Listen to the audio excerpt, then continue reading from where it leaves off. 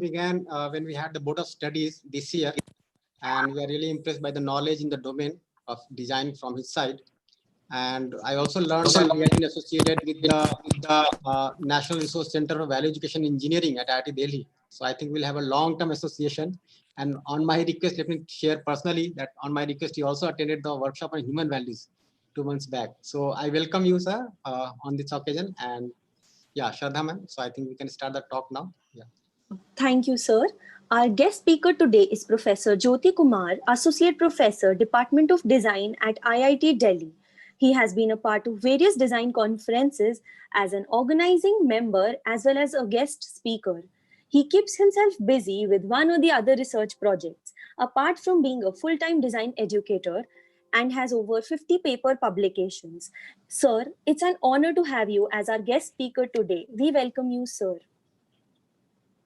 Professor Jyoti would be speaking on design for Industry 4.0. Namaskar. Yeah, sorry, please go ahead. Yeah. I request all the participants to kindly put yourself on mute and switch off your video footage. And we will have a question and answer session at the end. You can write your questions in the chat box and we can take it from there. Sir, thank you. You can continue. Thank you so much, ma'am. Please allow my screen sharing. Sure, sir. And also keep an eye on the chat. So if any point of time you want to shoot a question, I would love, because that's the idea. Otherwise, you can also watch the video. Sure, sir. So let me.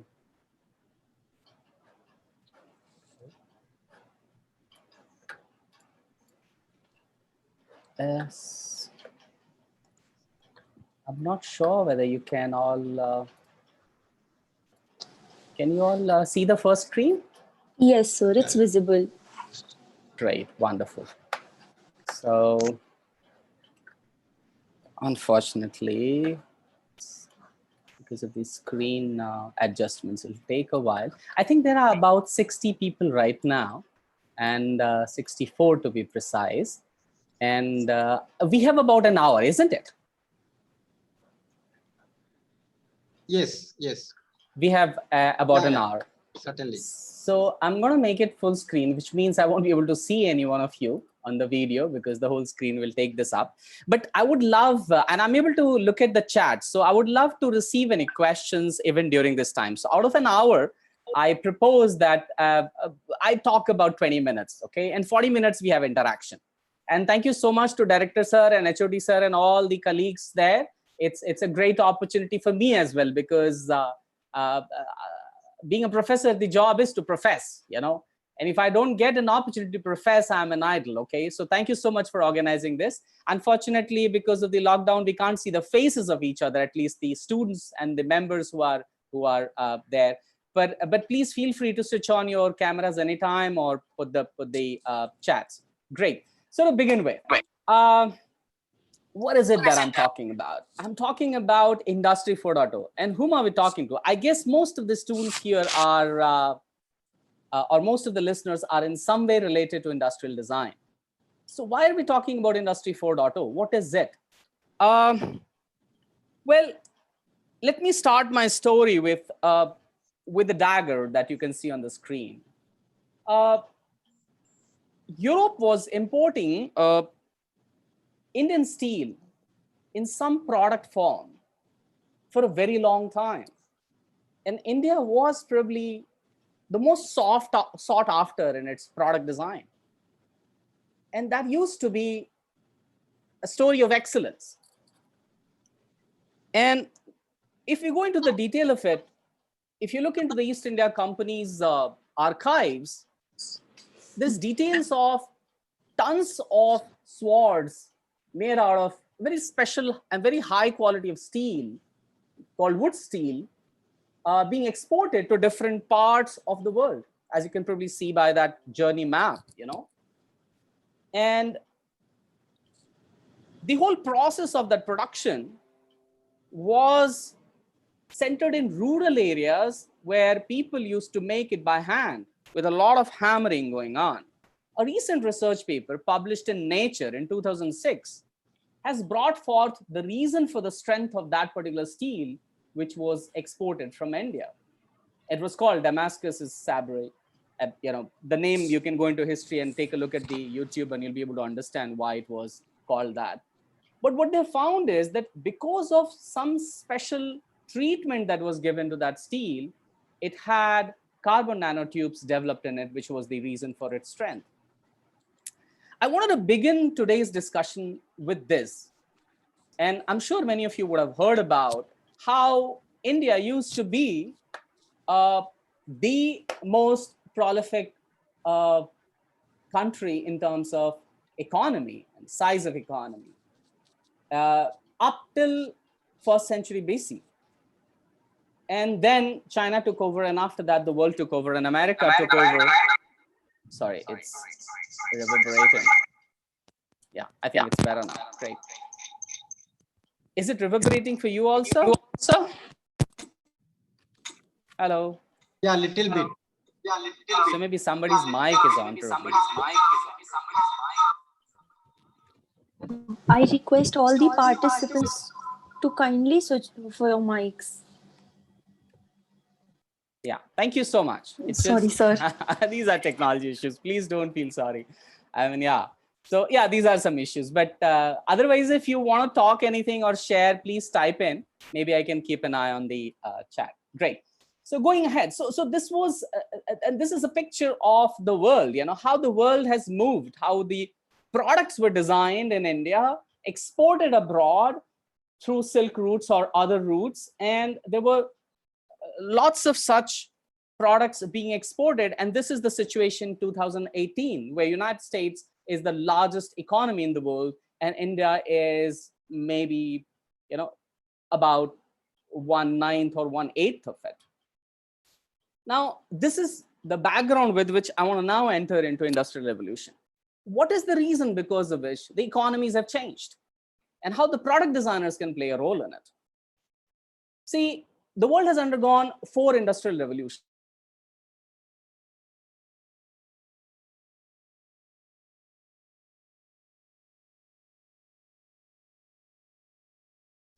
Dr. Jyoti, you've got muted.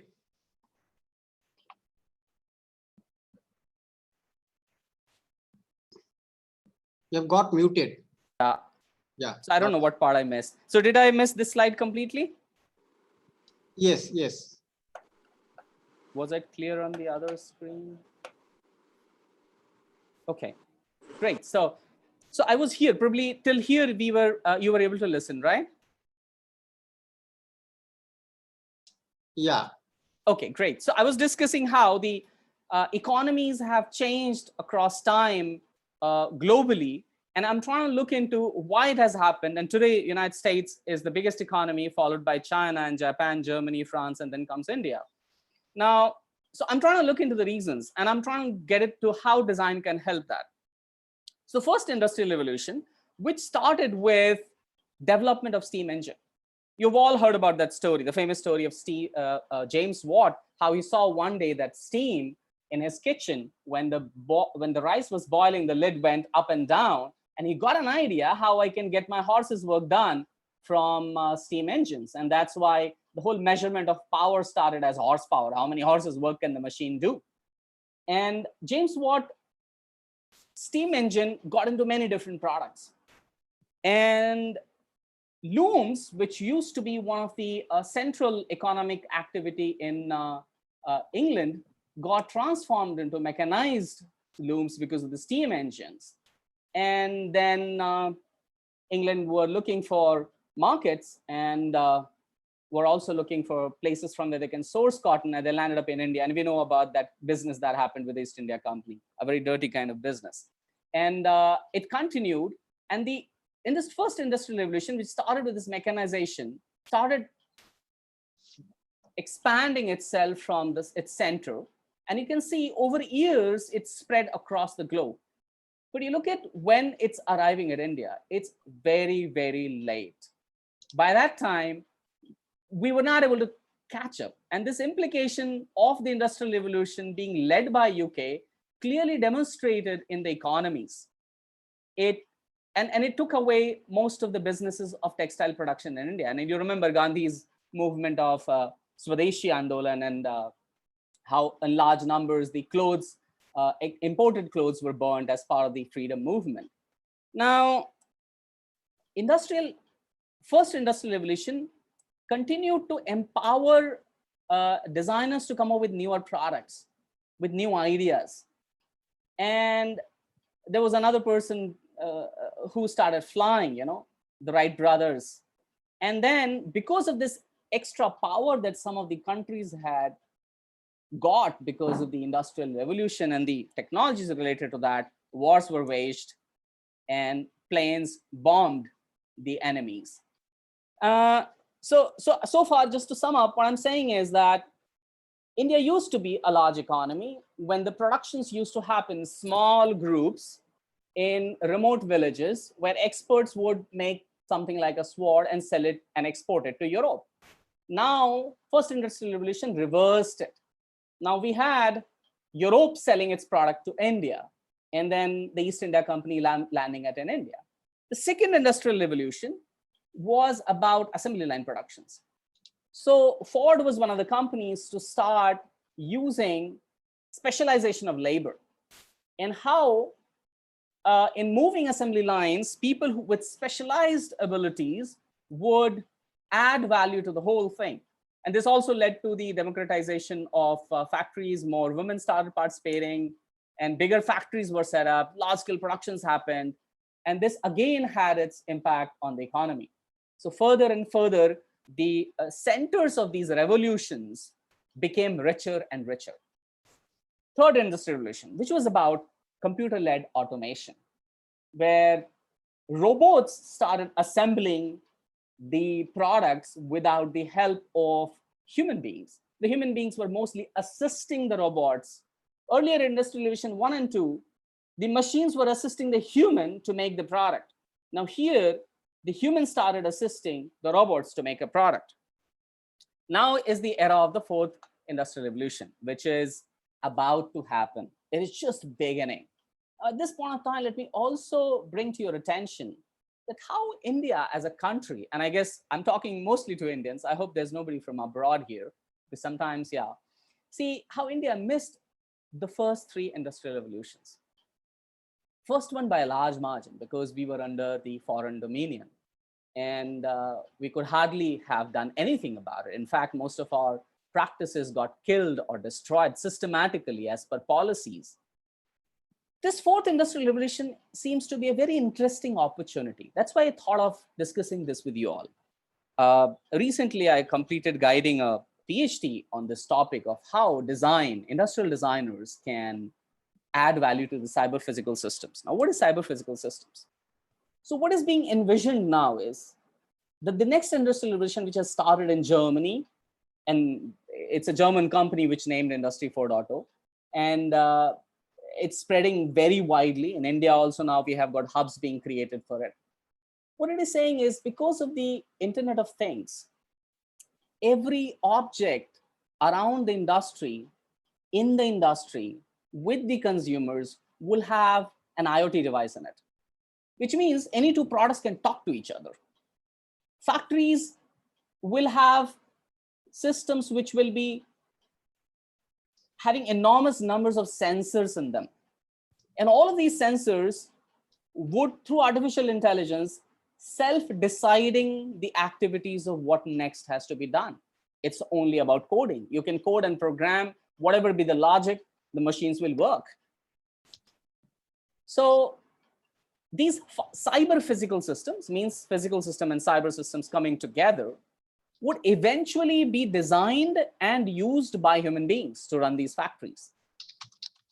Now that's where my main argument comes. So what are the implications of this change? Some of the implications from the job perspective, the Future of Jobs report in World Economic Forum has given that there'll be a drastic change in the requirement of types of skills in the world across. And this slide, it's all from internet, so you can go and get further details on it. And now this is an important slide for industrial designers to look at. What it is saying is that in 2015, the most important skills required for anybody to participate in industrial production, the 10th number is creativity. And in the 2020 list, it comes to a third number. Critical thinking would be second one. And complex problem solving is the first one. Now, so this ideally should scare a lot of people that I'm going to be jobless and I would not have right kind of skills to do the necessary work in the industry 4.0. Today, I was searching just to say how many Silicon Valley jobs are being offered in India. And you may be aware that American Parliament had a discussion when a lot of jobs got Bangalored from the Silicon Valley, that why we are losing jobs. And then Bill Gates gave a reply that we are only offshoring the clerical works to India or Asia. And we are keeping the creative work with ourselves. And a lot of such jobs which came from the Silicon Valley was because of certain kind of preparation that Asia had undergone in the foreign rule. And that is, Indians learn English and learn to code in English. And now we can see how fast Asians are taking over the technology activities across the globe. Okay, so design challenge. What is happening in Industry 4.0 is more and more products would have technology enabled, some Internet of Things, some processing, some artificial intelligence built into it. And as we can see in IT industry, how India started picking up because of certain cultural and educational preparedness. And a lot of jobs today that industrial designers are doing, because I did my BDIS, Bachelor of Design, from IIT Guwahati. I joined IIT Guwahati in 1998. And that was the first batch of Bachelor of Design in our country. And then I was in industry for about a couple of years. And then I went back to do my PhD to the same place. And I did this work on cross-cultural user experience design because the IT was just happening. And we required a lot of designers to design these IT products. And somebody has to think through that upon clicking what will happen and why would a user would like to do that? And that's a lot of work. Traditionally, what industrial designers before the information technology started used to do is they would sketch out an idea, a concept, a form of a car, for example, or a furniture. And then they would let the technology work to be done by somebody else. Now, because of the IT, where a new language is coming every now and then, and a new platform is emerging, a new way of coding is happening, and now IoT is happening, somebody has to understand before giving that concept. Because anyway, that concept is not a physical thing. It's going to be layers of information through a mobile app, through a screen, through a touch screen, through a table, through anything tomorrow, through an earring with a hard disk built in it, with sensors in it, with a pen having an IoT in it. So the key design challenge in this, in my understanding, is that a designer now has to look from the user's perspective. When you're designing a chair, if you look into ergonomics, the basic idea of ergonomics, of how much weight it can take, what's the height of the chair, and how much rest one would require for the hand, and so on, you could design a product. You don't have to really get into the mind of the user to understand how would one think about this button. Would he see it as a button? And upon clicking that button, what would he expect or she expect the information to be? What should be the language in which one can understand that? And after clicking, how many clicks one has the energy to click through, how motivated one is, and so on. Now, this essentially makes the interactive products to be centered on the users, and the whole design process has to be centered on users. So what's the big deal? It's very simple. You know, user-centered design is a cliche term a lot of people use. Now, let me draw, this slide is probably the last important slide that I want you to, just give a little thought to, that what's happening. There's a designer who has been given a job to design something for another user. He or she imagines how my user would use a product. And based on that imagination about the user's thought process, one creates a product. And that product goes to another user who looks at it and thinks something else. Now, there is no way of controlling what the user will think about what designer has designed. And you can't provide a training. You can't get hold of someone and tell them how to use a product, right? So how do I understand the user's thinking process? And people live together for years and they can't understand each other. Actually, human brain, which consists about 100 billion neurons, where memories are stored in interconnections of neurons, and these new memories are forming, new experiences are being created. So what today appears to you as a pen may not appear to be a pen 10 years from now when the technology has changed. Or the new pen which is going to come 2 years from now, you can't even imagine what it's going to be. So how do you create a pen which does not exist to look like a pen so that my users understand it that way? Now that's the main challenge. And you can't open someone's head and see what's going inside the person. So understanding the users, their cognitive load, their aesthetics appeal, their information processing capability would therefore become central to this design process in Industry 4.0. So let's look at my user. Who's this user? This user has many different systems going on inside him. How am I doing on time? Just checking. So I think I'm close to half an hour. So there are many, many layers of this human being. And good thing I haven't mentioned soul, because that's another very difficult topic. At least what we know is, whatever be the seat of consciousness, science as of now doesn't know what's the seat of consciousness in this human being. What is it that's making him or her work, move, eat, get motivated to do something? But what we know for sure is that there are different systems which is helping this person work, okay? There are muscular systems, there are circulatory systems, skeleton systems, and so on. Now, if you look at user-centered design, different kinds of products would need different understanding. For example, if you're designing a workplace, a factory workplace, office workplace, tables, chairs, workspaces, you would need to understand the skeletal system and the muscular system so that you create appropriate products where people do not develop any skeletal-muscular disorders. And there's a whole branch of ergonomics which goes very deep into it.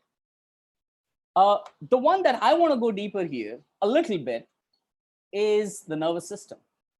Because the information from all of these Industry 4.0 devices tomorrow going to the human beings would be consumed by this nervous system. There'll be hardly any muscular activity or skeletal activity. This nervous system primarily consists of the 5 senses and the information going to the brain. And the brain is going to make sense of what this product is about. So therefore, what I'm proposing is that anybody who wants to design for Industry 4.0 will have to go deeper into how these 5 senses work and how the brain processes information based on that. And to give an example of that, and this is a famous example, a very old example. So you know that, say suppose you have got these 4 burners on a stove and you've got 4 controls. The small circles are the controls. And if you were to, say suppose, switch on the burner on the left top corner, you would get confused. I don't know which burner would switch that on, the first one or the second one or the third one. I don't know. We don't know which, and this is exactly what I was talking about, designer's mental model and user's mental model. The designer thought, oh, it's very easy. There are 4 here, there are 4 there, so people would naturally understand. So somebody understood this problem and redesigned it. Now, this maps exactly the way the user intuitively thinks to the actual design that is made. This is the kind of work that we are doing in our labs. I run a user experience lab at IIT Delhi, and we are using electroencephalography, the brain scanning, and the one in the image is still a low-grade one. Recently, we purchased a more higher-end one. And then there is a galvanic skin response, the GSR, which tells about the skin conductance increase or decrease because of the arousal. And we have an eye tracker. And then we have multiple other sensors. So when we design products, and I run some courses where I teach students how to design, we bring it to this lab for testing. Because in my mind, we still do not know any other way by which I can exactly understand how my users would behave with my product. So using these different sensors, when we give stimuli, we get different results, and we analyze it. And we analyze and we publish based on that what will be a better design. For example, recently we were looking into, if I use analog dials along with digital dials, will it enhance the cognitive functioning of the users, or will it interfere with it? So we did the EEG, and we found that the band power being consumed by the brain when analog and digital together is less. So the energy spent by the brain is less. Now that's a very objective way to understand which will be an easier design when the complexity increases. Now, just to bring to your attention, one important concept that we're running in this lab is that as technology is increasing amidst us, the cognitive load is increasing on users. So increasing complexity around us would, without design, just involving coding and developmental work, would always land up increasing the cognitive load. Because the total number of options the newer mobiles will have will be more than those mobiles that our parents have, if they had one, okay? And the telephones that were there before that on the tables, right? So as the complexity is increasing, the total amount of work that the brain has to do is increasing. And this is leading to many problems, you know? Even scientists are able to show how sleep disturbances at night is a product of the cognitive activities during the day. So if I'm increasing more cognitive activity during the day, you'll have more sleep disturbances at night. It leads to depression, because these devices are bereft of any emotion. Now that's where this whole industrial revolution movement has made us less emotive. We are not interacting with the machine like the way we interact with human beings. When you interact with another human being, there's an organ in the center of the brain which is called amygdala, which gets into action. And it's very close to an area called face fusiform area, which stores all human faces. The moment you see a human face, the amygdala gets into action, which means we feel emotions. When you remove all these human faces and human interaction, then you're having less emotions on a day-to-day life. And that leads to more depressions, leading to suicides. So this has a lot of societal implications. I brought this specific brain-related information to you so that you see the seriousness of an implication of the increasing complexity around us. And to my mind, the whole design process for Industry 4.0 would involve this user-centered design. Now, where does this user-centered design begin? So we are doing a lot of work in our research lab where we're trying to understand what kind of user data leads to a better empathy in the designer. So how do I collect and present that data? And who collects? What if the designer himself or herself has gone to a field, for example, a villager? Maybe he's designing a mobile phone app for a person who's selling milk. So he milks his buffalo or cow and sells it, and the app helps him deliver that milk, or maybe maintain the, take care of its stability, the supply chain, information related to market, pricing, so on and so forth. You must be hearing a lot of news about the Maharashtra problem where the farmers are draining their milk instead of supplying to Mumbai because the costs are low. And we don't know how to control that. And say suppose somebody's designing an app for that. Now, should the designer go and talk to the farmer and sit with him himself, herself, or can someone else collect that data and give to the designer? Now, this is very important from an industry perspective, because I have worked in industry for about 5 years. And the major challenge there is how less do I pay for development of a product and how much more profit can I make, which is absolutely fine. So if a designer has to go there and collect data, it becomes an expensive affair. Sometimes when I was working for an American company, I mean, who's going to give me the money to travel all the way to US and spend an hour with my user and come back to understand? So this is another dimension of the design practice. We need to see that if the designer goes himself or herself, what are the core skills he or she would require to gather data? Can you just go and ask people and say, hey, can you tell me your mental model? Can you tell me how would you like this design to be? It's not possible. The person doesn't know. So then you can't ask any direct questions. So how do you ask indirect questions? What to ask, what not to ask, how to sit, how to dress for different places, in rural Maharashtra versus rural Bengal versus rural, or urban Delhi versus urban Chennai versus US, Seattle, West Coast, East Coast, Australia. There's a lot of variation in it. The culture plays a role in collection of this, that. This becomes a deep thing in itself. So I'm just sharing that how deep this rabbit hole can go, how deep this, because today's talk is not like my usual classroom talk where I would pick up one topic and go into detail and ensure that a person develops that skill. I think it's a more of an overarching talk where we are discussing about what all do we need to look into.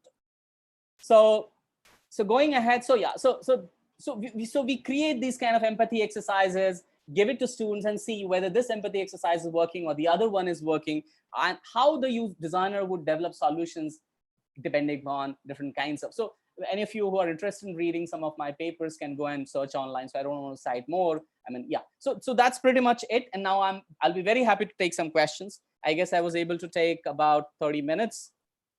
So we have about 20 minutes more to listen to and discuss. Thank you so much, sir. So we have a question from Abhish. So he says the past experience of the designer plays a significant role in making the mental model of a user. And can we consider past experience as a part of the human system? Very nice question. Thank you so much, Abhish. So you know what being a teacher is like. When someone asks you a question, you just really feel happy. It says two things: that somebody was listening to you, and second, that there is something of interest to the person and he wants to dig deeper. So thank you so much first. Let me now help you think further. I'm just giving you some food for thought. When you say past experience of the designer, sometimes you meet someone you've never met the person earlier.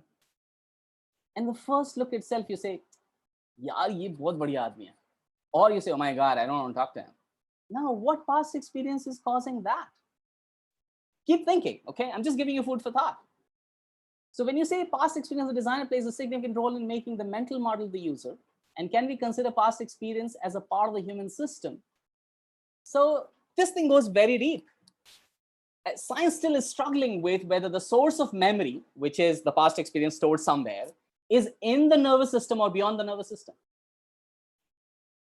So, and some people have also claimed that they remember past lives and so on. Okay, so past experiences, how past are we going?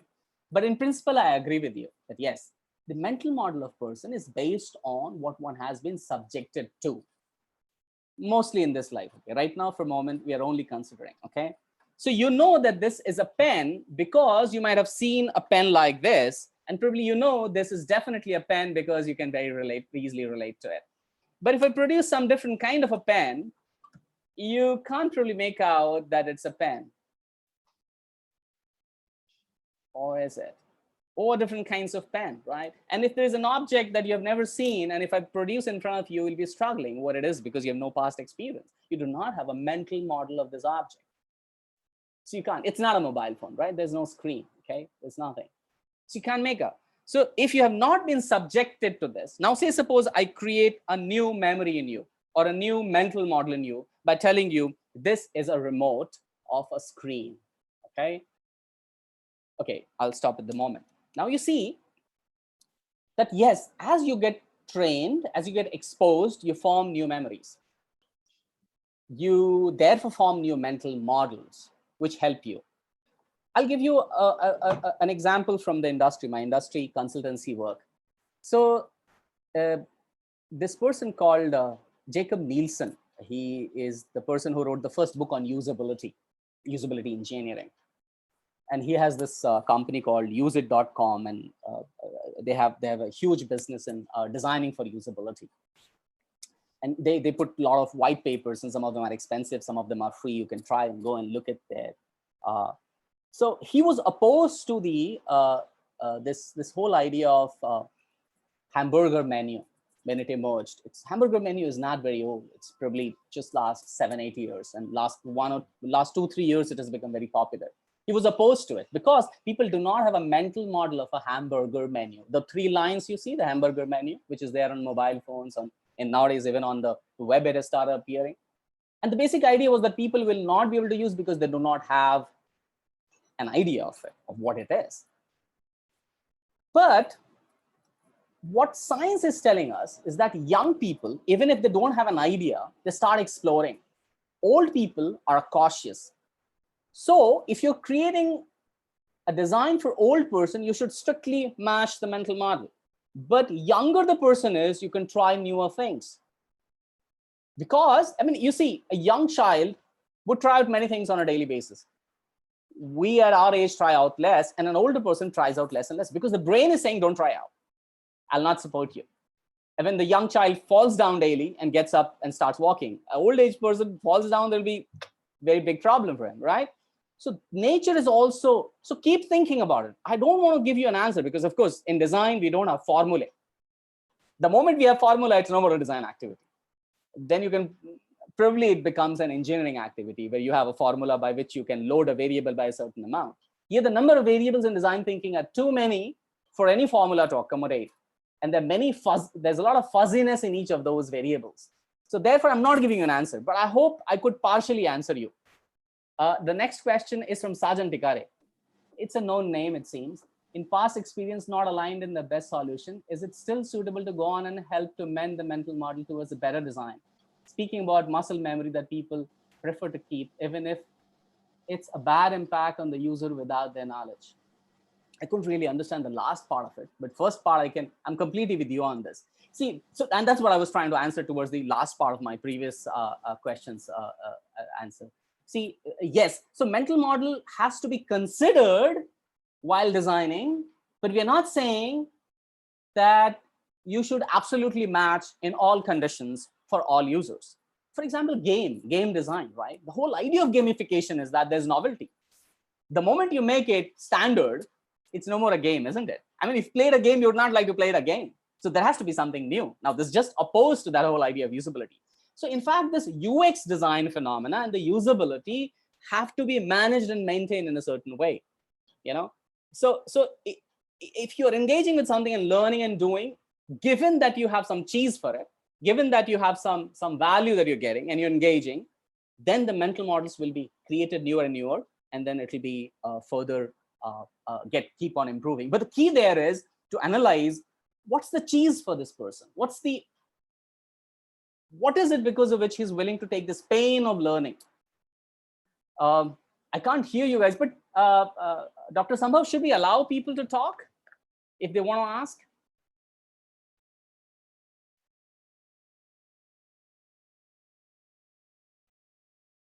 Maybe while you answer, am I audible to everybody?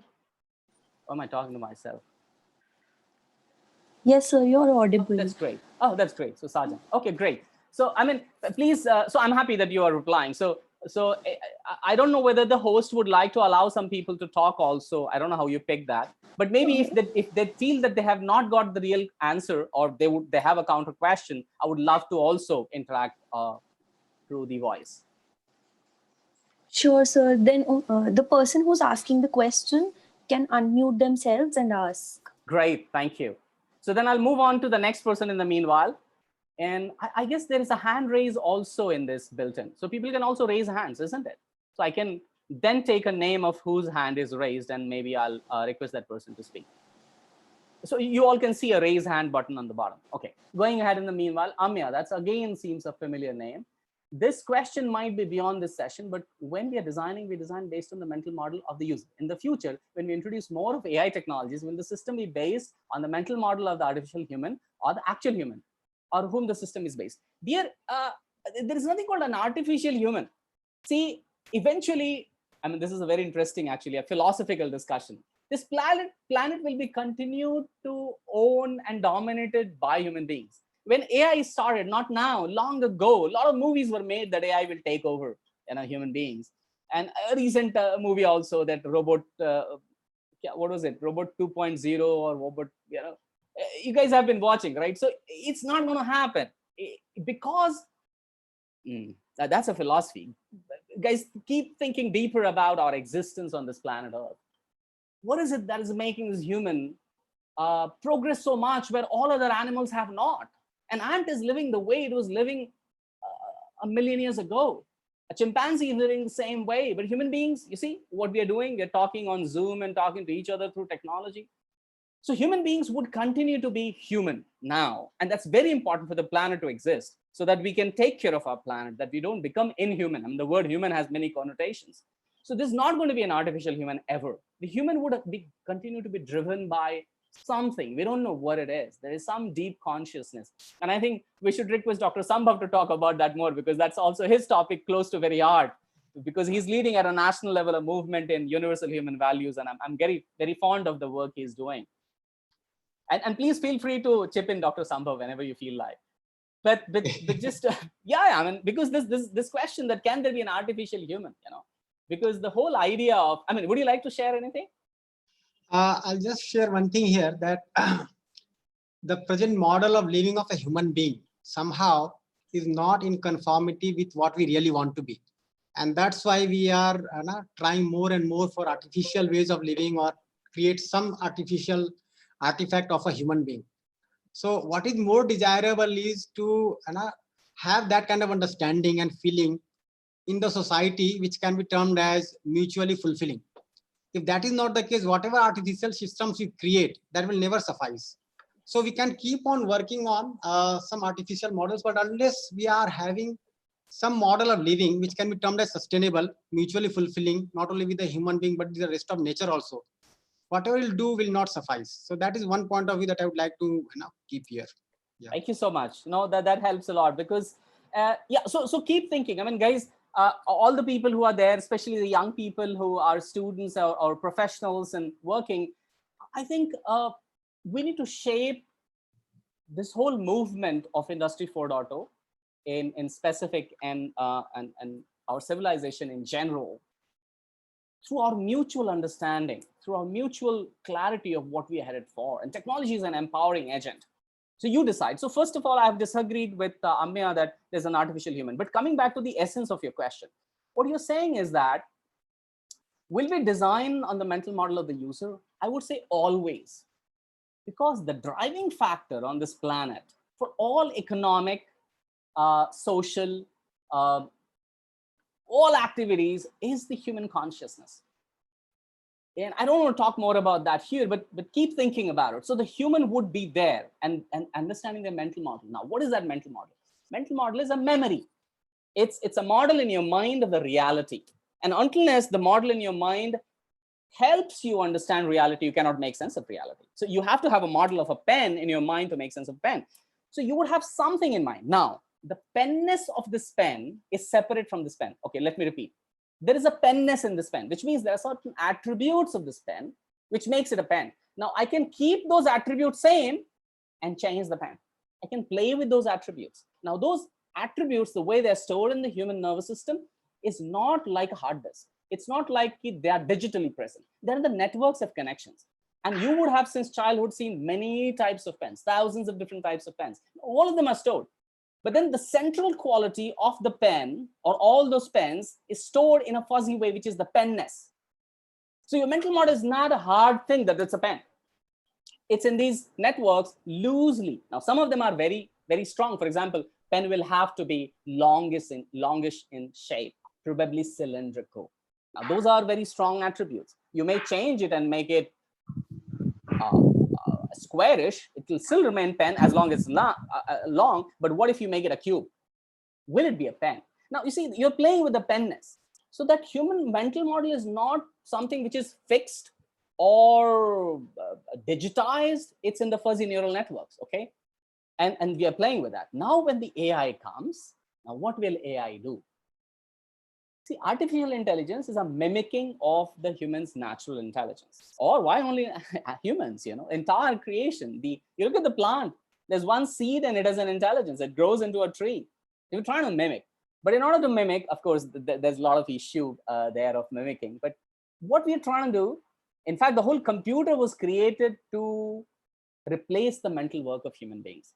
Computer. You're going to compute for the human being. Human beings are lazy, right? We are designed by nature to be lazy, pleasure-seeking machines. And anything in the market which gives you maximum pleasure for minimum pain, you would buy it, and that kind of product sells, right? So that's a design of the human system. Now, so because we're lazy, we wanted something to compute for us. Earlier, we created machines so that they can do the muscle work. Now we created computers so that they can do the intellectual work. I mean, especially the calculation work. So computing, which started with this aim, is further and further growing, and it is taking over more and more of computational work now. So AI is just doing the computational work. It's now able to do far more complicated computational work. I don't know how many of you are following with this fate of AI and human society. Especially, I would recommend Yuval Noah Harari and his book Sapiens and Homo Deus. They're very interesting books and best-selling books on this topic. So when AI is taking over of reducing the human efforts, so what will AI do for you? Currently, this Zoom does not know whom I want to listen to. Tomorrow, Zoom would know about it because the person who has asked the question, and I'm answering, I'm using certain words from it. So it will naturally switch on the video of it, probably. Okay, of course, with the human permission, within a certain boundaries. And we will be able to have one-on-one conversation. Maybe going forward, there'll be further technologies that can understand beforehand, before we come to this, what are the kind of questions you have in your mind because of the interactions you have been having, kind of job you've been doing, kind of education you have had, kind of books you have read on Kindle. So AI would know that. Kind of products you bought of late on Amazon, and AI would know that. And then it will track you. And now you're coming to this conversation. Similarly, it will happen to me also. Now AI would find where the match of these two people exists. It may prompt you to also ask a question. It may also prompt me to answer in a certain way. But the human being still is going to take help from the AI to complete the work. Does it make any sense to you, Amya? I mean, that's a problem of this kind of an online interaction. Oh, thank you so much. Yeah. Otherwise, I would have looked at your face and then I can see a little bit more. That's a human-human interaction. Great. Thank you so much. The next one is, from Aryan Raj. In Industry 4.0 only about product design, or there's more which can affect on? Dear Aryan, it's about everything around us. And that's where the job profiles you're saying, about 48% people in India would become, their present skill sets would become obsolete or useless. Because again, I mean, I'm personally a believer that the change is in the nature of our creation, of our planet. And to my mind, it's not the human which is creating the AI. It's the intelligence which is creating the artificial intelligence, and it is built into it. So it's continuing to grow. It's continuing to expand. And that expansion has today led to creating an external sensor. Like we have 5 sensors, 5 types of sensors. We are creating more and more sensors which can do the job of a human being. I mean, probably we love ourselves so much we want to create more like ourselves. But then we don't like the nakaras of each other. So we want to create a robot which can take all our nakara, right? So we're looking to create another human being through putting sensors in it, intelligence in it, so that it can listen and do our work. So it's going to be in everything. I mean, tomorrow, the pen I'm going to buy probably would tell me, tell the factory probably how fast I'm using this pen, because it'll have an IoT in it, and when the next refill will be required. And it can probably give me suggestions on my handwriting. See, so it's not just product. It would be, I mean, your fridge would tell you on your way from office to home that, hey, you're passing by the vegetable shop by this route on the right side, and I can see the vegetable is available there. Why don't you refill? This is the vegetable we are missing today. So we have enough onions, enough of tomatoes. I need potatoes today. The fridge is telling you on the mobile phone. Okay. So it's not just about products. So Pranshu Gupta, I think we are left with about 4 minutes more, is trying to make a perfect, more robotic user experience better than giving it some faults, which has a more human touch, giving more emotions. This is a brilliant question, dear. You need to come to our lab and do this experiment to find it out. I would love to explore this question, because we always love that slight imperfection. I don't have an answer to this question, but you have a very nice thought, Pranshu. Keep thinking about it. You guys are going to create that, so maybe it's possible. In fact, there are some scientists in US who have tried similar experiments of creating a toy for a child and seeing which toy engages the child more. I'm forgetting the name of that person I was reading about. Maybe I can, some other place I can send you, or maybe you can drop a mail to me and I can send you references to that so you can read a little bit more. Last question from Damini again. How Industry 4.0 considers a partially ignored set of users as technology is moving so fast, so one strong section of society is lagging behind? Beautiful question. So nice. Accessibility, inclusion, where systems are able to. Okay. So I told you a very brief story or a skeleton of this whole evolution of industry and the industrial movements that have happened in our world. But there's more to it. If you start thinking deeper and deeper. See, industry is one aspect of our world. And industry is being led by technology. But there is economics, there's society, there is politics. And technology in itself does not decide.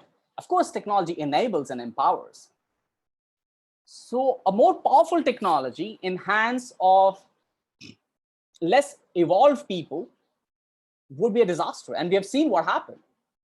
Hitler was doing all kinds of experiments on human beings, right? And he was not killing anybody. He was only doing scientific experiments. That's what he said, right? And he was doing, what is it called? Ethnic cleansing. He was cleaning the ethnicity of his country. Like you clean your kitchen and the cockroaches die. So you're cleaning people, removing them.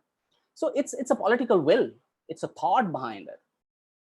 Now, great thing that technology has done now is it is democratizing everything. See, the gender differences are diluting. The race differences are diluting. In fact, there's a beautiful book I'll recommend you to read on this called so it's called Hot, Flat, and Crowded by Friedman, you know. And there are other books that he has written on a similar lines. What he's saying is that the world is becoming hotter, it's getting more crowded, and it's becoming more flat. Flat means there's no hierarchy. Now, it has enormous implications.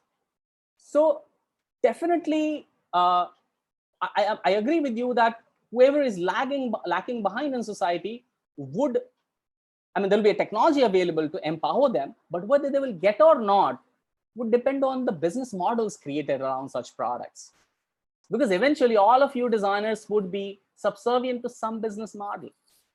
No matter how well-meaning you are, you need your salary, you need your life, right? I mean, you may compromise a little bit on your salary to do a better job, but you need some salary, right? And that kind of a business model and its promotion is under the political hands. And that political hand would be, again, you know, so you can connect, the whole thing is, you know, is influenced by each other. Now, today we are all suffering with an imported virus, right? The whole world is getting united in certain ways. So again, I'm going roundabout to your question because I don't have an answer to this question. I'm helping you think a little bit more that yes, technology and designers would be able to help the person who's otherwise probably suffering with this new abilities, but whether it'll happen or not is not something that we can do. I think it's 5 o'clock now. There are a few more questions, but maybe I think we'll have to skip it. Sure, sir. Thank you so much, sir, for the session. Now I would like Sambhav, sir, for the vote of thanks.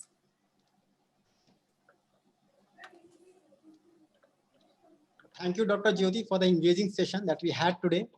And I'm really happy to see that design is trying to delve into the innateness of an entity. And that is certainly required when you go to make something which is going to be highly user-friendly. You have to look into the innateness of the human being as well as the product. So nice to see. I'll just like to share one thing about Industry 4.0 and would like to have your opinion briefly on this, because I think the key lies in making production localized. So for sustainability, we have to work on localization. Like Industry 1.0, 2.0, and 3.0 could not do it in a, I'll say, a manner which can be appreciated too much. So do you think Industry 4.0 will take the production in a very decentralized manner, and the ultimate challenge will lie in the quality control. So just one statement from you on this, and then we can close the session. In fact, it's a very good question, sir.